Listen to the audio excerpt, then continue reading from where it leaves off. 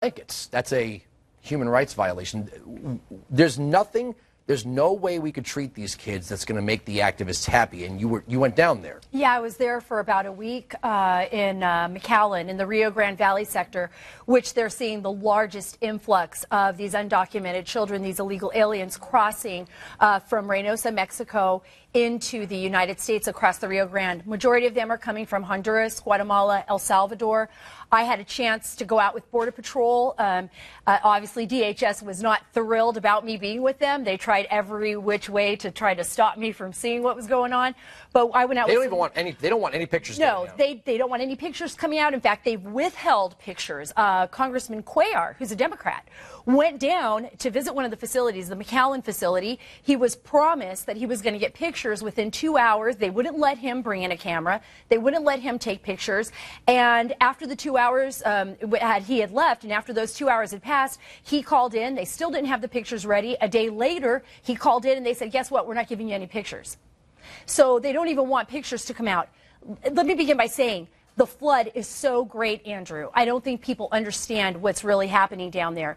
You have more than 300 people on Wednesday morning just show up on rafts across the Rio Grande as one grouping, just walking in. That doesn't include, it's over 1,000 people a day, over 36,000 people a month in just the Rio Grande Valley sector alone. These Border Patrol agents are stretched to the limit. The DPS agents on the ground, Texas Law Enforcement, Department of Public Safety, they are out there as much as they can be, and then they're getting, what's happening is they're having to converge on all the people that are crossing, the illegal immigrants that are crossing, and they're leaving other areas of the border totally unguarded. They can't even watch what's going on there. It's like, sometimes it looked like a war zone to me because you have so many people coming through, children. You've got, like you said, the blankets, right? There's not enough people on the ground to even medically test the children. Are we supposed to believe that this is just some magical event? Or are these people getting a message from this president and the Democrats that get your kids on this side of the border and they get to stay, and then eventually we'll find you and bring you in too? Well, let me tell you, this is what I found out. I was able to interview some of the migrants that were coming across. The group that I was with, about 27. And you speak Spanish, right? Yes, I do. I speak Spanish fluently, so I was able to talk to them and, understand what they were saying in their own language without a translator. They told me that not only were they getting calls from relatives in the country to hurry up and come in now because the administration's not going to send you back. Bring in your kids, bring our kids, bring in so-and-so's cousin. It doesn't matter. Come on in now because you are going to get amnesty. But they were watching it on their television stations, on Univision. They were reading it in La Prensa, which is a newspaper. They see it in advertisements. According to some people that came across, there were actually flyers being distributed. And now you got to figure that the drug cartels are benefiting from this too. Not only are they making some money from transporting these people. How are they getting into Mexico through the southern border? I thought the Mexicans... Oh, it's supposed to be a 2-year jail sentence if you illegally cross into Mexico, right? No, they give them a certain amount of time to get out. They give them a 30-day pass. I asked some of the folks that I talked to, why didn't you seek asylum if there's gang problems in, like, Guatemala? Why didn't you go to Panama? When you're in Panama, why didn't you seek asylum there?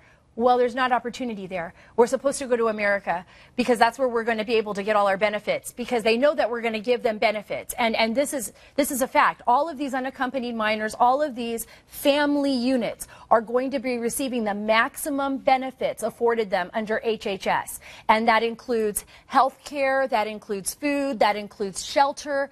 And so you see a flood. But this is no surprise, Andrew. I've been talking to people within ICE and within various departments and Department of Homeland Security that have come to talk to me, reached out to me and said, look for documents that prove that we reported that there was going to be this surge last year. Well, this job posting, vendor posting, was posted in January, and it said 65,000 kids. That's right. They knew as early as January, and they were setting up a transportation and logistics network to move these kids probably into red districts. But notice how they are not moving this fast on the VA.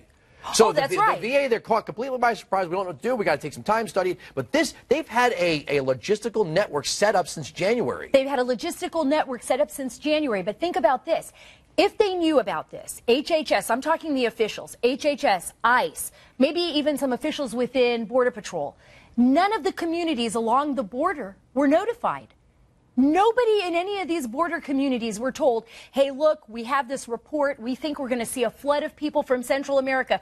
So everybody, Texas, New Mexico, Arizona, California, were left without any resources to handle this. And now you have a flood of people coming over here. None of them are getting medically screened. I'm telling you that Border Patrol agents are telling me as early as today that they're the ones doing the screening. They're not doctors. And they're just releasing people into the United States. What about the kids that they're